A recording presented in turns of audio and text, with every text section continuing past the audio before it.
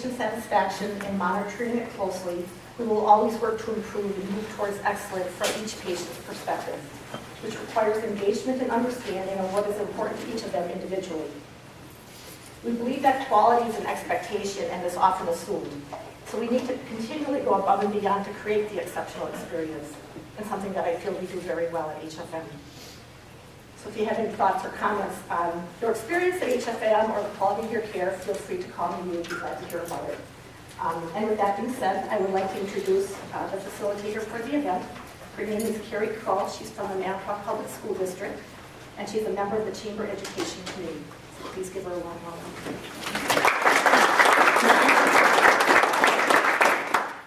Thanks. On behalf of the Chamber and the Education Committee, welcome to the customer service panel for today. We're glad that you can make it, especially in our beautiful lakeshore weather today. All right, I just want to start by introducing our panelists for this afternoon. First, we have John Jageman. He's the owner of Courthouse Pub. Teresa Kronforce, she is the co-owner of Schrader's Department Store. Dr. Jeffrey Just, he is the owner of Just Orthodontics. And then Ted Thomas, who is the director of customer service for the Manitowoc Company. We're going to get started. I'm going to give each panelist an opportunity to give us a little bit of a background on them, and as far as how their business got started. And within the talking about the background, they're going to answer two questions for us. They're going to describe what they think outstanding customer service is and how it pertains to their business. And then also, what is the top component of great customer service? So we will start with John. Go ahead. Gee, I thought you were going to start from that end. So. 5 minutes. Anybody on my staff knows that there's no way I can talk for 5 minutes, especially if I lean back in a chair like this. I started out after college as a teacher, about 6th, 7th, 8th grade junior high science for 6 years. And then went into manufacturing with my dad. We had a company here in Manitowoc that made electrical heating elements and wiring assemblies for commercial appliances. So back in those days, if you bought a coffee maker from West Bend or GE or Regal, a microwave oven from Amana, it had wiring made by us in this town. We always felt that between the Manitowoc Company ice machines and the home appliances that were made in this area that contained our wiring, there's probably no city in the United States that doesn't have a little piece of Manitowoc sitting on the counter somewhere. Take comfort in that. I did that for about 30 years and then decided that I was bored, so we sold the company. But in that process, I learned a whole lot about quality, and I heard a whole lot about customer service. The frustration was that we covered the United States. So if we had a problem, it generally was somewhere else. So when I decided one day, I think my medication ran out, I decided to start a restaurant. I thought, well, at least if there's a problem, I can probably address it here. If you have a problem at the restaurant, we should be able to work that out and solve it. I don't look for any real deep philosophies. I just listen to music all the time. And one of my own records playing in my brain is from a movie called The Music Man. Some of you are old enough to know what that is, but probably half the group doesn't. There was a guy in The Music Man by the name of Professor Harold Hill, and in addition to starting boys bands in the middle of Iowa, he sold anvils. And there's a song within the movie where his co-salesman asked him why he was so successful. And his point was simply, you got to know the territory. It's one of the advantages, I think, of living in Manitowoc most of my life, is that we know the territory. We generally know what people are looking for and what they want. And so we describe customer service really as a relationship between ourselves and the business. It's no more complex than that. We want to have a relationship with our guests, with our customers. We don't want it to be just fast food, fast service. And the key component to us for that is listening to our customers, spending time with them, knowing what they want, and then acting on that. We want to change our product, our service to you if we pick up vibrations that it isn't working, you don't like it, or we're doing something that bugs you or whatever. We get in trouble with that sometimes. We changed our menu about 3 months ago, and I got nailed the other night by someone who said, you don't have the shrimp on the menu anymore. Yeah. Flip that over, because the old complaint against the old Colonial Inn was they never changed the menu. So from a standpoint of customer service, we're always walking that line as to what we should change and what we shouldn't change. But it's a relationship. That's, you know, we're slinging hash. Oh, it's good hash, I hope. But I think, I think McDonald's would be the proof of that. You can have, is anybody here from McDonald's? Okay. You can have mediocre food, but if you're consistent in your service of that food, you'll grow a huge business. I mean, you don't go to McDonald's because it's cuisine. And did you ever look at their fish sandwich? That bun is exactly the same every time in every McDonald's. They have that system controlled. They can deliver it to you, and you're happy because you got exactly what you wanted, usually. And life goes on. It's a relationship that we all want to feel good. Bottom line, you want to feel good, we want you to feel good, we want you happy so that you'll tell your friends that it's a fun place to be. And one of our reviews on travel advisories, travel advisor, somebody said, you know, the flew to the courthouse, blah, blah, blah, blah, blah, and then this big guy walks around all the time like he's the owner. Yeah. I am, I do, and that's why I do it. I'm sure over at Schrader's, these folks who walk around, they know there's a shop there. They're there, they're involved, and our challenge in the case of all of and at least in retail, is to train our employees to operate the same way we do. We empower our servers. If there's a problem, they don't need me. They can start to address it. If it's over their head, that will call me and I'll do the schmooze or whatever it takes. That's how we learn, and sometimes we give people a gift certificate if they haven't had what they want, or it wasn't what they expected. And a lot of people say, I didn't tell you that, so that you give me a gift certificate. I try to change that around and say, I want to say thank you to you for being honest with me and telling me what's going on, because you can get that ivory tower effect.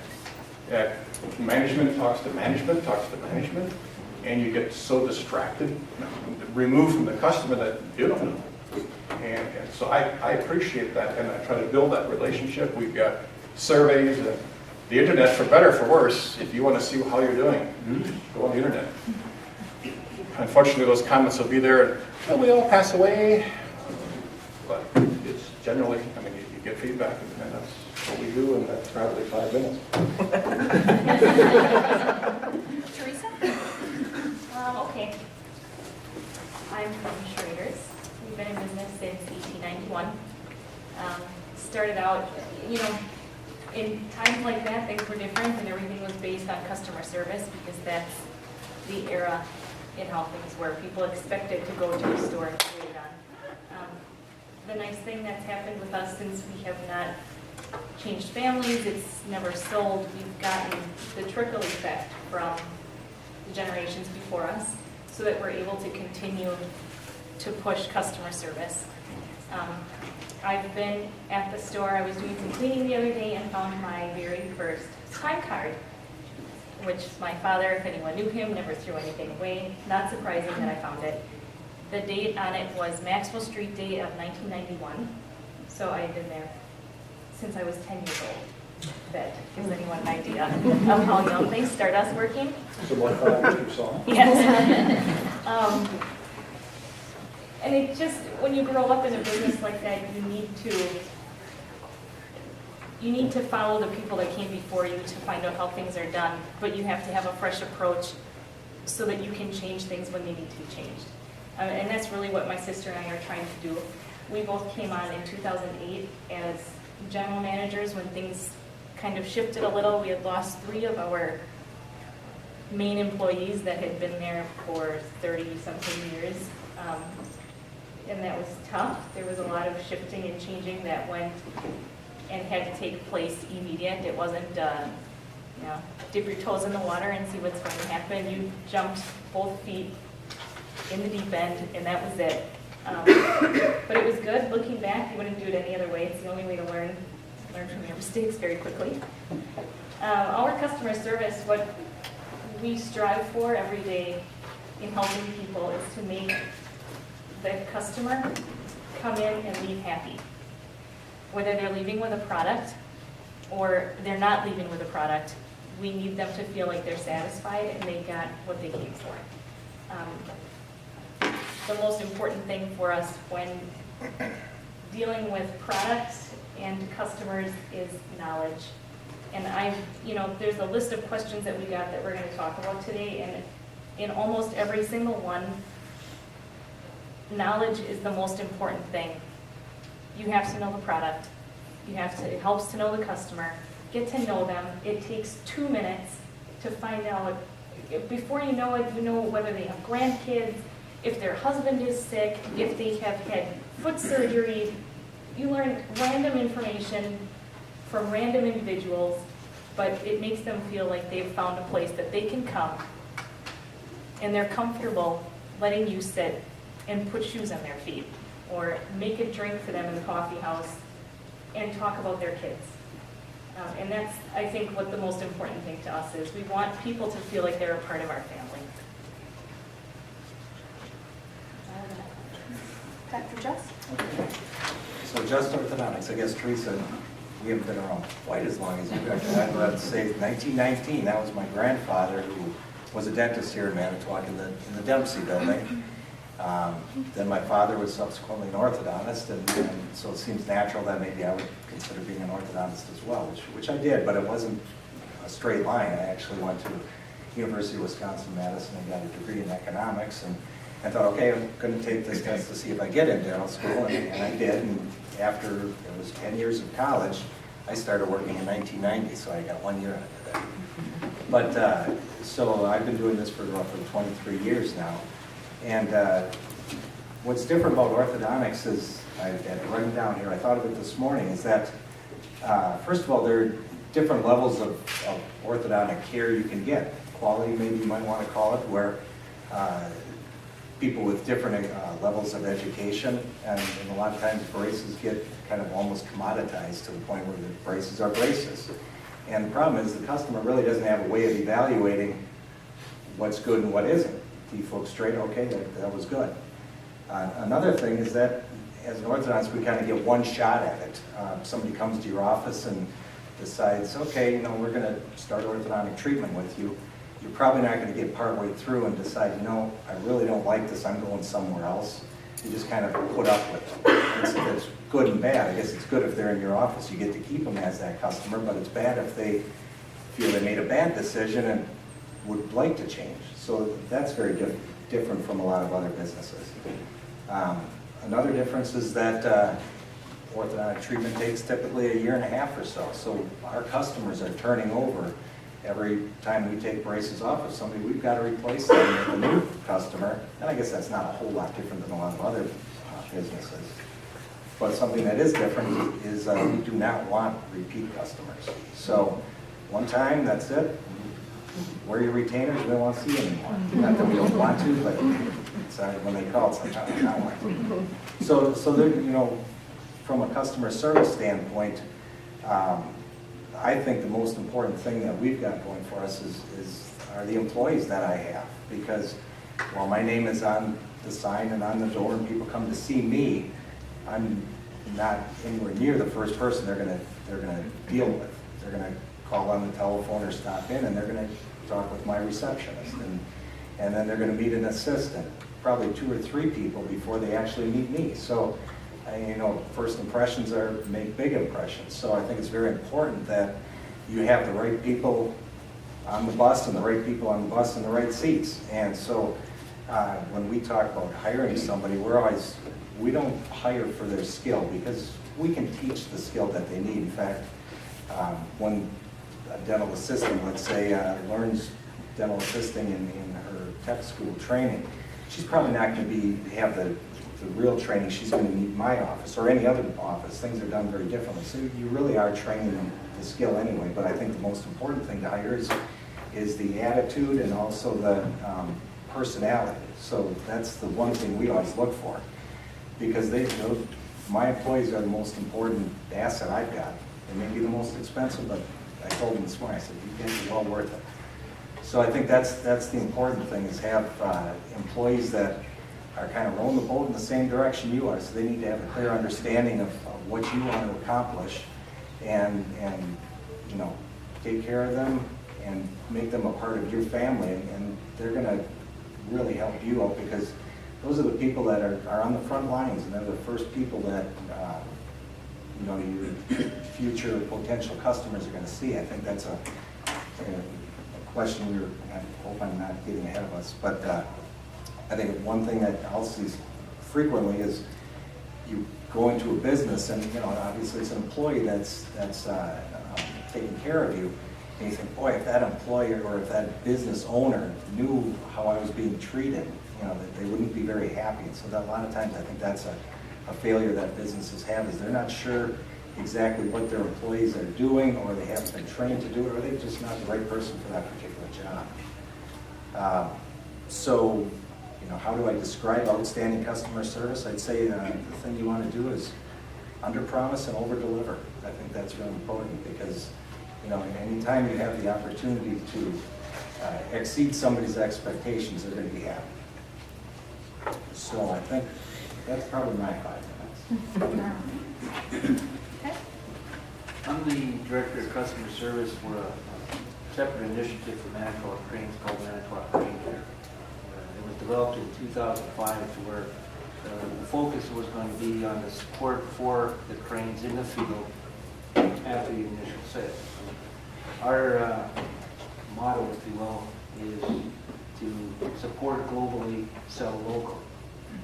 What we mean by that is Manitowoc Crane Care in Manitowoc, we're a center of excellence. We do support the entire globe, but we do it through mechanisms that we have locally in different parts of the world. So we'll work a lot with people in India, people in Australia, people in Brazil, to get our support through the system to that end user. The customer support from our standpoint, we're making very large, expensive capital equipment, and it's more about security for that end user than anything else. In the perfect world, nothing would ever break, but that's not the case. And when you're running these $100 million construction projects, any kind of breaks is a lot. So our focus is to show this end user that we have the technical abilities, we have the people with the skills, we have the parts availability to keep them up and running through these critical times in their projects. We focus a lot on customer empathy. We focus a lot on what the local culture is. We focus a lot on the latest technology, because when you're 12 hours on the other side of the world, it's hard to give you visibility on what we can do to support you.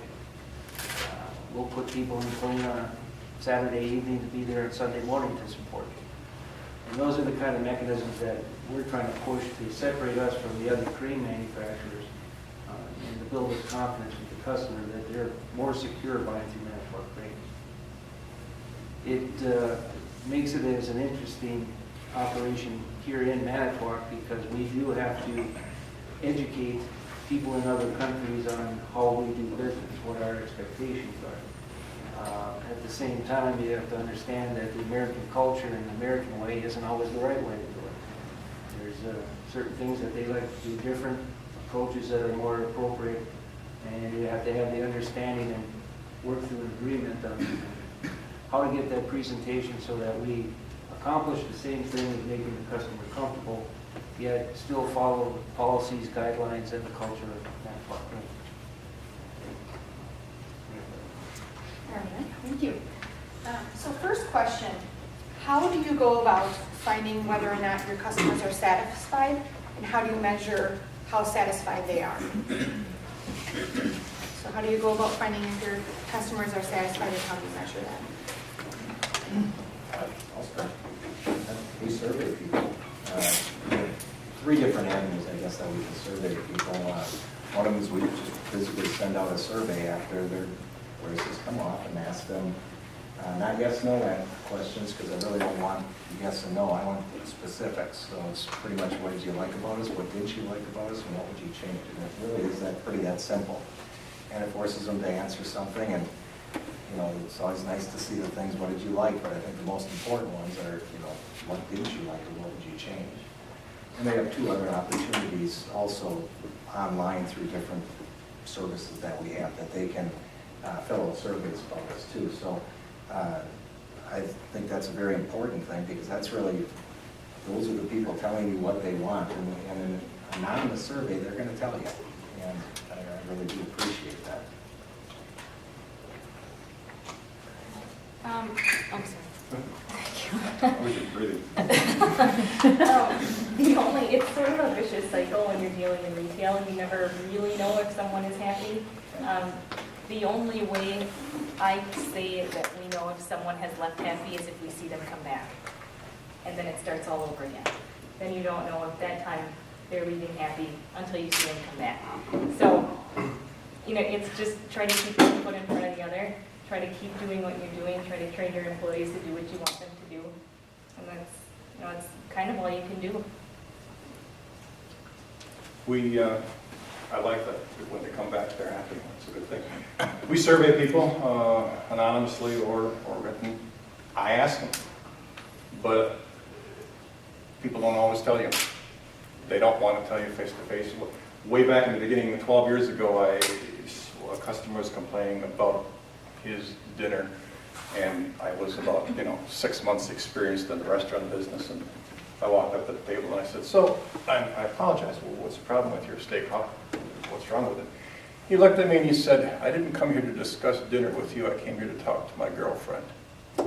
Okay then. I didn't come out of the kitchen for the next 3 days. The point being is, you are imposing upon people at some times, and so you have to set it up right, as Jeff talked about, anonymous surveys, or in our case, the internet really provides a ton of information, some of which we don't like, some of which we'd like to bury.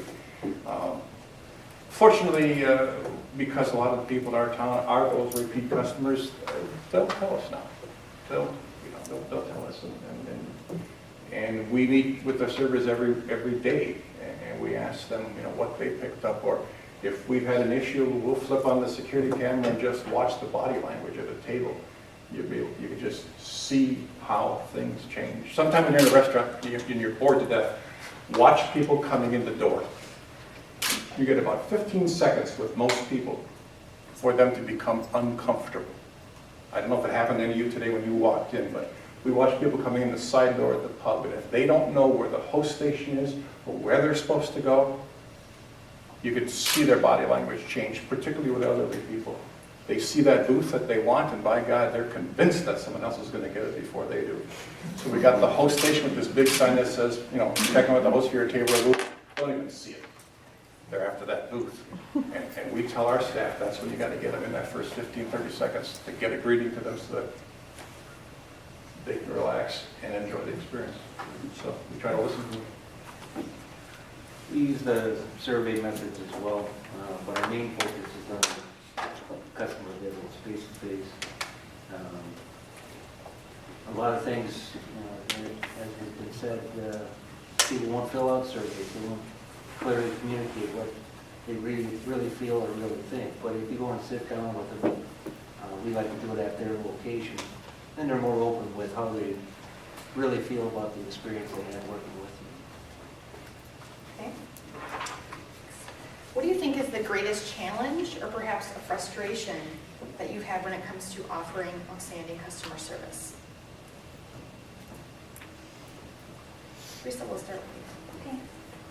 See, I sort of freak about stuff like this, so I have all of the questions printed, and I wrote answers for everyone before I got here.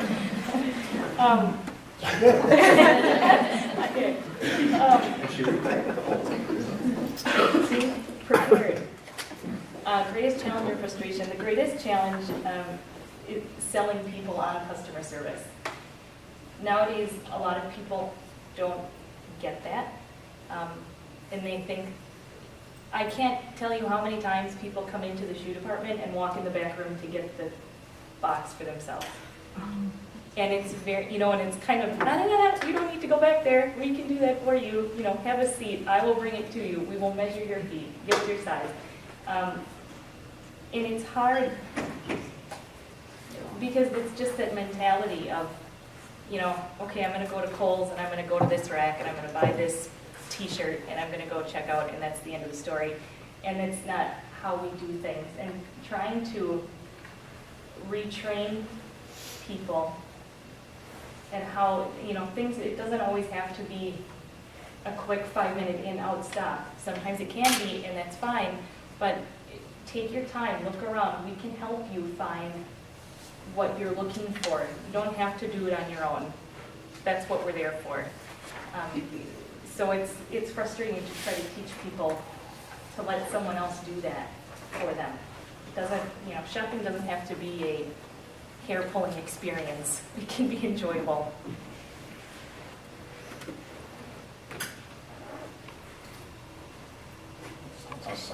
I don't have a great answer for this. I thought, we talked about this, my staff and I did in the last few days, and one thing was that we get frustrated with is, we try to do a lot of things, and it seems like they want more. You do something for them, and you think you're doing a great thing, and they're like, well, what's next? What are you going to do? And that's fine, we'll try to move it up to the next level, but sometimes you think, what more can we do? So when you think you're doing a good job, all of a sudden they want to raise the bar to the next level, and so that can be frustrating. I think people don't realize that it costs money to raise the bar. And every time I come back from vacation, just once a year, I have at least 10,000 ideas. My staff hates to see me leave because I come back and I'm throwing all kinds of ideas at them. They're going to think, Jesus, he'll be quiet another week. But, not a perfect example, but we have a door between the kitchen and the dining room. When we're out in the dining room, we're all these wonderful people, and we smile all the time. On the kitchen side of that door, we may have a discussion or two amongst ourselves. As happened a couple of weeks ago, months ago now, we have a free dessert on Wednesday, which cost us, what, 100, 150 bucks maybe? Maybe, depending on what we serve. And a customer a couple of months ago said that the free dessert was too small. Now, to me, the operative word there is free. So yes, Jeff, I understand that. I think the frustration for us is that we are a society of the 100% guarantee. And I think we use that to cop out things in big stores. The big shops, the Walmarts, the whatever, Kohl's or whatever, Prime started it. 100% guarantee. If you're not happy, we'll take it back. And we've changed people's attitudes. They don't even have to think about the product. They don't have to think about why they're unhappy. You just take it back. And I think that's a mentality that folks have. And it doesn't solve any problems. When I was back in the appliance business, we were on the opposite end of that. If Walmart got a return, they didn't send it back to West Bend, who would send it back to us so we could analyze it and make it better. If West Bend wanted the appliance back from Walmart, they had to pay Walmart 10% of the cost of the appliance to get it back. So generally, they went into a dumpster. Nobody learned anything. I submit that 100% guarantee, that's a great thing. You see it on television all the time. Within 90 days or you get your money back. They're assuming you won't, and you'll be unhappy, or at least half of the people will, but you've got that mindset now, and nothing changes, nothing gets fixed. That's frustrating to me. Our frustration comes from the knowledge standpoint. When we get into a situation where we're supposed to service a customer, the knowledge of the customer, usually it's a low volume buy, it's an infrequent occurrence, so their knowledge of the crane sometimes is low. Simple things like, do you understand that the pump is 10,000 pounds, you have to get a crane to remove part of the crane to protect it. It gets frustrating because although you think you've done an excellent job on the customer service standpoint, your level of knowledge on the product or the process to fix that issue is in a different, entirely different area, and you never really can get to that point. So I know a few of you have mentioned and talked about your employees. So how do you deal with employees who are not up to the company's standard when it comes to customer service? John? Train, and say goodbye. That's exactly what I wrote.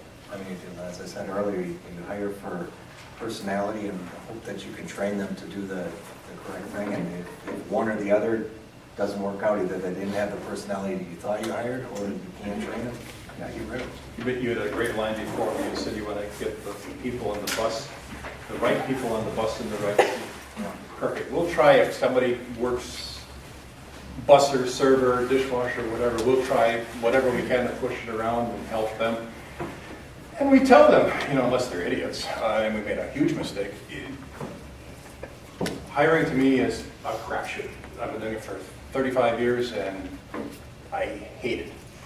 Because I always believe that what you told me you're going to do, I believe you, and you'll be a perfect employee, and it doesn't always work.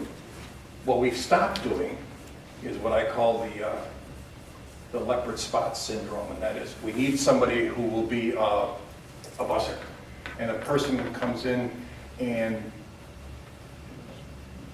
they don't have the skills to do it, but we can teach them that. They're nice people, we'll teach them that. And we'll turn those spots into stripes, because we need stripes today. Well, you're not going to change them. You can work on their talents and skills, but if somebody is not happy in the retail business, you can't waste any more money. You got to move on, because as you said before, you don't know what they're saying to your customers when they're on the floor or on the phone or whatever. And we've had several situations where I hired a person to do this specific job, and they just couldn't get it. But they were a great person, everybody loved them, and we found a new position for them. We shuffled them around and said, you know what, we need a person to do this. We're keeping you here, you're just gonna do this from now on. And they're happy there. So I said, get them in the right seats on the bus. So you sometimes do have to shuffle people around, and somebody who has your best personality should be one of the first people that people are contacting or in contact with. So, I don't know if it's the same with your business, but we ask people to do a whole lot of different things. We ask people to be good on a computer, be good on a spreadsheet, and oh, by the way, smile on the phone. Make it sound like you're smiling, greet the person. And if you ever see me coming out on the floor after I've been working on a spreadsheet or the budget, my eyes are crossed, I look ornery and crabby. And I'm asking my employees not to do that. You go into different worlds, and I think as employers, you got to be aware of that, what world you're asking them to work in, and then change worlds and do this. That's tough, especially on kids in our business at 25. Sure. We push the train, we believe in all that, and with a technical product that helps go through it, which refreshed. But what we've started over the last couple of years is trying to put our customer service representatives in the customer's seat. And I guess I was just thinking about it when going to a restaurant type deal, you talked about the first 15 seconds of how you feel. It's the same thing with our customers, but what you're trying to do is get the customer service person to remember that when they're on that phone or in that discussion. And the best way to do it is to put them in their seat for as much time as you can, just to try to get them a taste for what they're going through, and they'll quickly identify their likes and dislikes, and they seem to correct themselves pretty well. One of the things we do, Ted, is similar is we talk about time to service, how long you sit at the table before you become uncomfortable. And our meetings are pretty interactive because I tend to babble. So on occasion, I'll just stop and look down like I'm writing.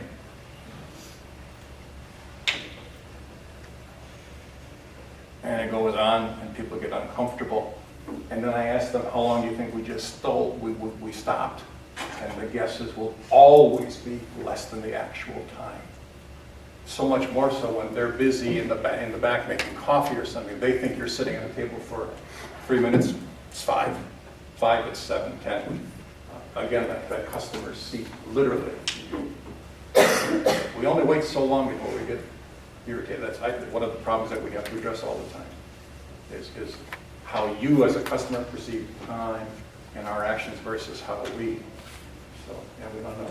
Be the customer. We go to other restaurants and visit them and make fun of them so that we can, and take notes so that we can get an understanding of what it's like to be a customer. We just do one-on-one. We'll explain what the problem is, what they could have done differently, give lots of examples. If things like that don't work, we will have them shadow another lady that's doing things how we like to see them done. And hopefully that sets it in. Like he said, it's a complete crapshoot. You can have somebody that's unbelievable in an interview, and you get them on the job, and it's like a completely different person. So all you can do is try, give the person the benefit of the doubt, and if it doesn't work, unfortunately, you just have to start over.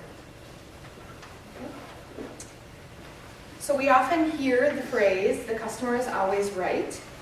So can each of you share an example of how a time when a customer was not right, and you were willing to let a customer go or to let them walk away being dissatisfied? Or under what circumstances do you not accommodate a customer's request or complaint? I have a great example. This has happened a few times over the years. We will have someone come in and try to return something that they did not get from us. And they're very, very adamant. No, I bought this here. No, I'm sorry, you didn't. And, you know, in a case like that, we don't ever want anyone to leave unhappy, but we can't put ourselves in a hole just so that they do leave happy. And in situations like that, it's very difficult because you know that they're angry because you're not doing what they're asking you to do, but you don't have a choice at that point. And it's happened a few times. Or we will get returns. You know, a lady her husband had passed away. I found these shoes in his closet. They've never been worn. They're still in the box. Well, they were still in the box, but they were 15 years old. You know, we can't resell things like that. So it's difficult. You don't want to tick anybody off ever. But sometimes you don't have a choice, and you can't accommodate. I'm always reminded of Kenny Rogers singing, "You got to know when to hold them and know when to fold them." And it kind of drives some of the things we do. As Teresa said, we spend a lot of time trying to keep people happy if they're unhappy. But there are people or occasionally you simply cannot win. We try to educate them as to why we did what we did, and we'll try all the things that we know how to do that most people would say okay. And sometimes you just have to let them go. I hate to do that because they'll talk. Of course they'll talk. But some expectations of 15-year-old shoes are just, you can't. I think after a while you find out there are a very small percentage of people who you could, I always tell my staff, if I was Jesus Christ, I couldn't pull it off. You just can't. And you got to look and say, hey, 99.998% of our customers are great, logical, fun people to be with. Don't let the 2% drive you down. You know. And then you have to just say, I did everything I could and move on. I tell the staff members that don't let them ruin your night because it's not your fault that you're a jerk. You know. And sometimes we get it between the husband and the wife, which is really fun to watch. Oh, it's Valentine's Day coming up. I'd say it probably are the time where things could fall apart is after the braces come off and people are supposed to wear their retainers. And so I could probably relate every one of these questions to retainers in some way. But what will typically happen is the mom will call up and say, John's retainer doesn't fit anymore. Does it not fit? I mean, it either fits or it doesn't. Well, he's been wearing it every night. That's what he tells me. Well, bring it along. Well, I don't have it. I lost it or something. But anyway, can it be fixed? Sure. It may involve us doing a little tweaking or something. Maybe something's moved. Maybe we got to fix it. And we'll do it. So things can be fixed, and it does cost us time and money to do it. But we go out of our way to make sure that it is something that's fixable. And that pretty much always, and I won't say 100% of the time, but it'll get people, we'll fix it. So we'll do whatever we need to make them happy. Because as I said earlier, we're kind of unique because we've got a customer and they're kind of stuck with us, or they're stuck with somebody else. So they're stuck with us, and it is up to us then to make sure that they are happy. So we do work hard at that. Push hard on my people on getting it to a data-driven decision. You know, there's a lot of emotion as you go through some of these situations, but the facts are the facts, and if we can get the people in the right place at the right time, there's usually almost always a good set of facts that are going to lead us down to what actually happened. It does cost us money, it costs us a lot of resources to do this, but you know, we think it's important to do, and if we can bring the real facts up to the customer, that's our best chance of reconciling with them. In some cases, we find out when we're wrong, and then it's very easy to step back and say, well, we did something wrong, we'll cover that part. But trying to take the emotion out of it seems to work the best for us, and we accomplish that by putting technicians on it. Okay. What is the biggest mistake you see companies make regarding customer service?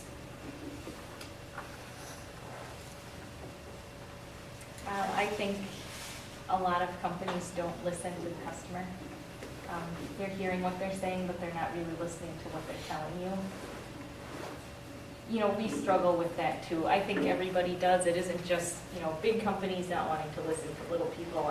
You know, it's kind of everything.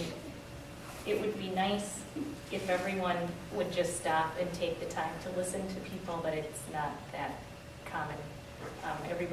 They're worried about when they have to get the kids from school, and they're worried about, you know, the person that complained 20 minutes ago about something, or the meeting they have to be at in an hour. And it's important to remember why you're in business, and it's because of the customers that are there, and you need to stop and take the time and just listen to what it is, address the problem, and deal with it. Because it doesn't go away. What we're preaching on to our people is don't be afraid to evolve. We come in to do some portion of our job, we have a great idea, we're all brilliant, we sit in our office and we come up with a process and a procedure, and then you go out there and you find out by voice of the customer that they don't care about that part, or it's not appreciated the way you thought it would be. And you're looking at the body language, you're looking at the way the conversation went, or the letter that was written, you're trying to pick up on that to say, okay, well, how do we evolve from what we're doing today to what we really need to do? We missed the mark. And in a lot of cases, you find people that don't want to make changes the way they have it structured. And it's a real issue for us, and then that's when we have to find something else for them to do. You know, I think I alluded to that in my initial remarks. I think the biggest thing is that you go into any business and that frontline employee is not treating the customer the way I'm sure the owner would wish he would. And I think, you know, it's hard because unless you have ownership in that company, you know, some people are just there to do their job. And you know, it'd be nice if I wish my employees could be part owners of my business, because then they're going to treat it as their own. And somehow you've got to convince your employees that, you know, this is your business. You know, it is their job because they're getting paid by the business. So it's important that they realize the connection between their paycheck and the fact that those customers that are coming in, they're really paying your paycheck. And so I think that, as I said, a lot of times I'll see it, somebody on the front line, you know, whether it's the first person you meet when you come into John's restaurant or something like that, or the teller at the bank, you know, I'm wondering what would that business owner think if they saw this was the way this employee was acting, doing their job, or his job. We have the advantage in that regard of that our customers literally pay our employees, or at least the front of house people. And when we talk about that, we talk to the servers as if they have a business. And at night they have these 4 tables and that's their business, and how it looks and how they act. They can control their earnings. And the one thing that I try to stress to them is, if you can become an advocate for the customer, I think you can solve a lot of these issues of customer service. Our companies, even little ones, are hard to get through if you don't know. That 15-second delay as you come in the side door goes throughout. I had somebody just 2 nights ago who said, God, I really liked your gluten-free menu. And I said, well, thank you. You could always have gotten that. I mean, we could build it that way. He said, I don't want to ask you though. I know I can, but I don't want to. I don't want to attract that attention. I just was diagnosed with gluten-free. He said, I want you now, and you've got 16 items that are marked. I know that you're prepared to do it. Excuse me. And I don't have to ask for anything special. I didn't want anything special. And once again, it reminded me, we've got an advocate for our own customers because they don't know how to get through our businesses. And the fact that we can make vegetarian, we can do gluten-free. Okay, the next time you walk in, if you were here and you need vegetarian, I hope you would say, well, John, you can do it, right? Yeah. But they don't know that in general, and customer service can improve if we can advocate for the customer. If somebody says, well, I like that, a vegetarian item, it's not to go, oh my God, how are we going to do that? We're going to do it by not putting meat in it. It doesn't make a genius, we cook from scratch. But the position that our people have to have is to advocate for you as a customer. Then the relationship works, I think. Okay, thank you. Now we're going to open it up for questions. So we have about 10 minutes left. We can take questions from the audience. God, you're going to be in trouble. You don't have any notes for that. If you can ask something that's on here. That's a half a page. I have a question for Dr. Just, in healthcare as well. And, sometimes after a service is provided, you may have somebody who identifies that now they're dissatisfied, so I'm not going to pay you. I'm not going to pay you for that new retainer because my kid never wore it and it didn't work. How do you and your staff, handle those kind of situations? We do it. I want the word to get out there, but we do. I mean, we're going to take care of the problem, and it's true. Some people won't pay you, and another thing that's difficult, it's related to healthcare, is that once I've taken you on as a patient, I'm kind of obligated to finish things up for you, and they can quit paying me 6 months into it, but I'm kind of obligated to finish it up. It's just part of the territory, and you understand that going in, and you just deal with it. It's part of doing business. We are a business. It's just got a couple of little different slants to it than other businesses. So you don't have that voodoo doll in the back. Well, I didn't tell you about We'll that. call it your chief attorney. I have a question that probably will sound like it's pertaining more to retail, but really goes across the board. What kind of process do you use to decide when you're going to be open or available to your customers, when your customers are looking for your services or your product or whatever? I know Dr. Just, when my kids were in braces, I loved the early morning before school appointments or after school for adjustments and things. Making it convenient and being available when your customer is available to. I'll start with that, because that really that's been an ongoing evolution for 23 years, is our schedule. And no more than 6 weeks ago, we changed it again. And, it became apparent that, everybody says, well, how come you're not there on Saturday? Because I have tried that. I've been there on Saturday, and at least 50% of the people didn't show up. I'll be there if they don't show up. Well, I'm not going to wait for them to show up, especially when, I'm getting paid for the treatment, not for the appointment, and I can't charge them. They're not going to pay me because they didn't show up. So and Fridays are the same way. We found out that Monday evenings are a really great night, so we're there a little bit later on Monday evenings, and we always thought after school was real important. So, and it is, but now with a lot of after school activities, early mornings are important. So we're there at 7 o'clock this morning, I was there. We try to do all our long appointments. I'd say it takes an hour to do something. I can see a lot of short appointments after school, so we don't put braces on or take them off after school. That happens during the day, but you only put them on and take them off once, so 2 appointments. You'll have to be during the daytime. The rest of all your appointments can either be before or after. So our schedule and when we're there is completely dictated by our customers. And do I want to see You know, in a day, we may see 70 patients, and 50 of them will happen from 3 o'clock to 5 o'clock. Do I want to do that the last 2 hours of my day? No, but that's what my customers want, so we do. We're a little different that we've had store hours set for the last 100 or so years. There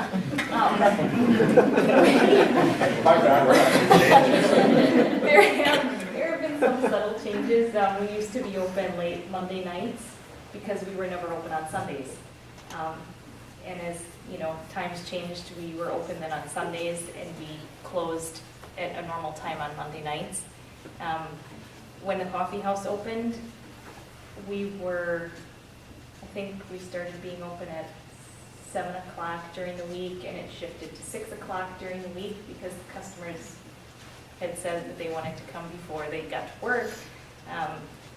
You know, Sundays, the coffee house used to not open until noon, and now it opens at 8 o'clock because after church, people want to stop and have a cup of coffee and read the paper, and there were no places, even though Two Rivers has, I think, 5 coffee houses, not one opened before, you know, a certain time. So you have to listen to what people want. If it's feasible and you think that you're able to do it and you can find employees to staff it, then go ahead, go nuts. I think in the end, in the retail business, numbers give you the answer. The reality is that all of our businesses have to make a buck or we're closed. No matter how nice you think the Courthouse Pub is, if we don't pull anything to the bottom line, we're gone. Customers generally don't think of that, just as employees are not owners, they don't think of it in those terms. When we decided not to be open Sunday, I looked at the numbers from the old Colonial Inn, and I looked at the people that we staff who have young families, and I just said, no, we're not going to be open on Sundays. It doesn't pay. We're open for lunch during summer now because it pays. And you know, during the year, it doesn't. And I'm sure that offends some people, but if it costs us $1,000 to crank the joint up, I need 100 people having at least a $10 sandwich to break even. Chicken or egg, you know, if I open, would we get more? I don't know how long I'm willing to do that experiment. You know, I think when tourists come through Manitowoc in the summer on Sunday, you talk about a ghost town. None of us are open. Well, not none of us, but you know, the tourists will ask me, what do you do in Manitowoc on Sunday? And I just tell them, I leave and go somewhere else. But it doesn't pay. You know, Jeff sitting at his desk is cool and all that, but it doesn't pay, and it's a bottom line business. You need the volume to do it. I'd love to see downtown shops open on Sunday, but you know, it's again, how many shops do you need? How many restaurants do you need? When are you going to have enough people, and when does it pay? Not yet. For us, at least. From our standpoint, it's also a big part. Our bragging rights are we're open 24/7, 365.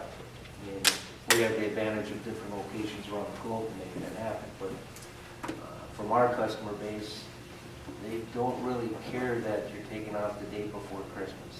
They're not. So you got to have personnel available to support them. I think that leaves us right about a minute away from our 1 o'clock ending point. So I just want to thank you so much for coming today on behalf of the Education Committee. We're glad that you could take time and have lunch with us. I also want to thank the panelists for giving their time, for answering all our questions and giving you hopefully some information that you can take back and find useful. And then one last thanks to Holy Family Memorial for sponsoring our lunch today. So we greatly appreciate it. So thank you and have a wonderful rest of the day.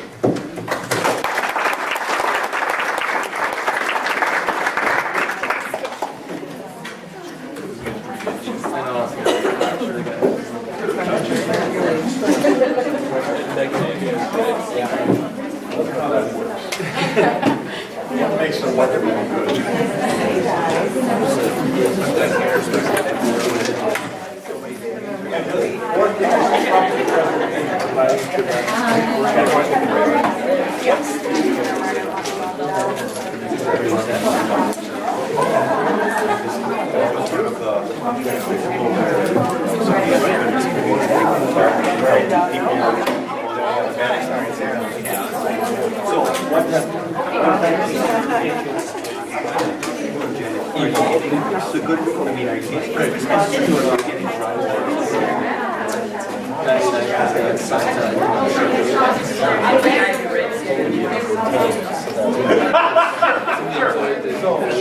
Somehow, if somebody has a...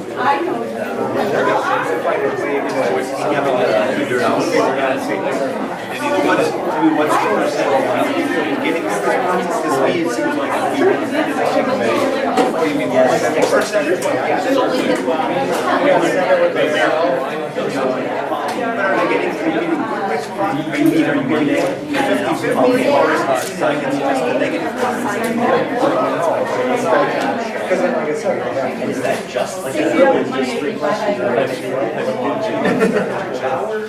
Is that, that really is, that's, we're actually using what it has to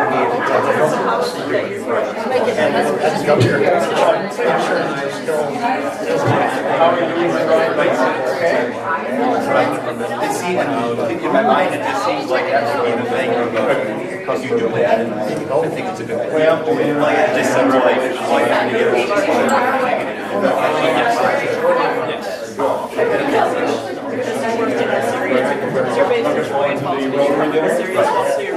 I'll see it exactly. Yeah, we have some musical boards in the area. Right. Good documents. so you want to